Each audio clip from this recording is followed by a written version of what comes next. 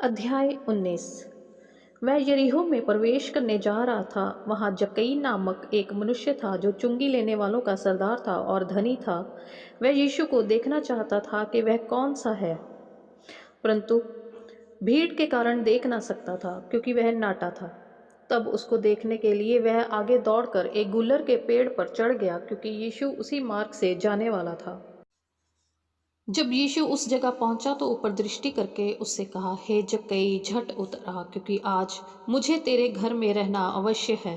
वह तुरंत उतरकर आनंद से उसे अपने घर ले गया। यह देखकर सब लोग कुड़कुड़ाकर कहने लगे, वह तो एक पापी मनुष्य के यहाँ जा उतरा है। जक्कई ने खड़े होकर प्रभु से कहा, हे प्रभु, देख, मैं अपनी आधी संपत्ति कंगालों को देता हूँ, और यदि किसी का कुछ भी अन्याय करके ले लिया है तो उसे चौगुना फेर देता हूँ। तब यीशु ने उससे कहा, आज इस घर में उद्धार आया है, इसलिए कि यह भी अब्राहम का एक पुत्र है, क्योंकि मनुष्य का पुत्र खोए हुओं को ढूंढने और उनका उद्धार करने आया है।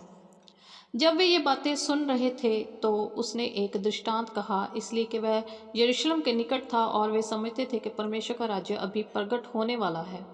अतः उसने कहा, एक धन्य मनुष्य दूर देश को चला ताकि राजपद पाकर लौट आए। उसने अपने दासों में से 10 को बुलाकर उन्हें 10 मोहरें दी और उनसे कहा, मेरे लौट आने तक लेन देन करना। परंतु उसके नगर के रहने वाले उससे बैर रखते थे और उसके पीछे दूतों के द्वारा कहला भेजा, हम नहीं चाहते कि यह हम पर राज्य करे। जब वह राजपद पाकर लौटा तो ऐसा हुआ कि उसने अपने दासों को, जिन्हें रोकड़ दी थी, अपने पास बुलवाया ताकि मालूम करे कि उन्होंने लेन देन से क्या क्या कमाया। तब पहले ने आकर कहा, हे स्वामी, तेरी मोहर से 10 और मोहरें कमाई हैं। उसने उससे कहा, धन्य है हे उत्तम दास, तू बहुत ही थोड़े में विश्वास योग्य निकला, अब 10 नगरों पर अधिकार रख। दूसरे ने आकर कहा, हे स्वामी, तेरी मोहर से 5 और मोहरें कमाई हैं। उसने उससे भी कहा, तू भी 5 नगरों पर हाकिम हो जा। तीसरे ने आकर कहा, हे स्वामी, देख, तेरी मोहर ये है जिसे मैंने अंगोछे में बांध कर रखा था, क्योंकि मैं तुझसे डरता था, इसलिए कि तू कठोर मनुष्य है। जो तूने नहीं रखा उसे उठा लेता है, और जो तूने नहीं बोया उसे काटता है। उसने उससे कहा, हे दुष्ट दास, मैं तेरे ही मुंह से तुझे दोषी ठहराता हूँ।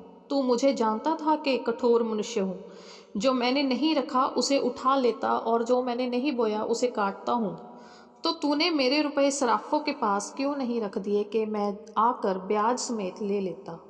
और जो लोग निकट खड़े थे, उसने उनसे कहा, वह मोहर उससे ले लो, और जिसके पास 10 मोहरें हैं उसे दे दो। उन्होंने उससे कहा, हे स्वामी, उसके पास 10 मोहरें तो हैं। मैं तुमसे कहता हूँ कि जिसके पास है उसे दिया जाएगा, और जिसके पास नहीं है उससे वह भी जो उसके पास है ले लिया जाएगा। परंतु मेरे उन बैरियों को, जो नहीं चाहते थे कि मैं उन पर राज्य करूँ, उनको यहाँ लाकर मेरे सामने घात करो। ये बातें कहकर वह यरूशलेम की ओर उनके आगे आगे चला।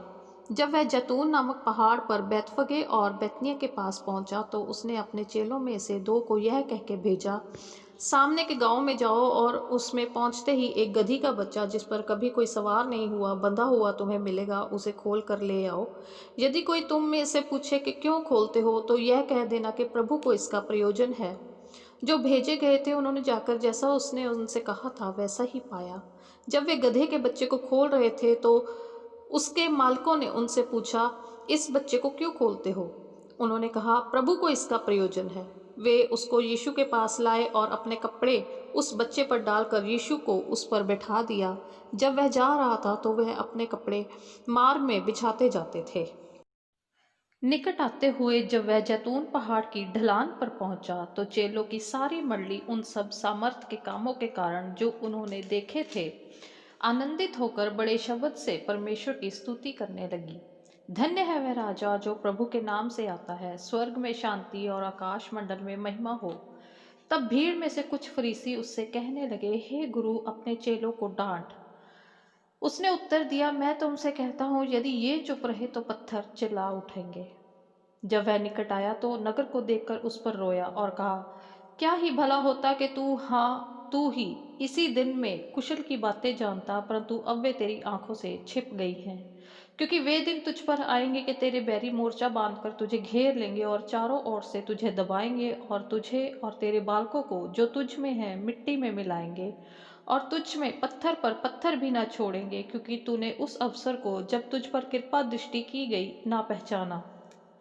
तब वह मंदिर में जाकर बेचने वालों को बाहर निकालने लगा और उनसे कहा, लिखा है मेरा घर प्रार्थना का घर होगा, परंतु तुमने उसे डाकुओं की खोह बना दिया है। वह प्रतिदिन मंदिर में उपदेश करता था और प्रधान याजक और शास्त्री और लोगों के प्रमुख उसे नष्ट करने का अवसर ढूंढते थे, परंतु कोई उपाय ना निकाल सके कि यह किस प्रकार करे, क्योंकि सब लोग बड़ी चाह से उसकी सुनते थे।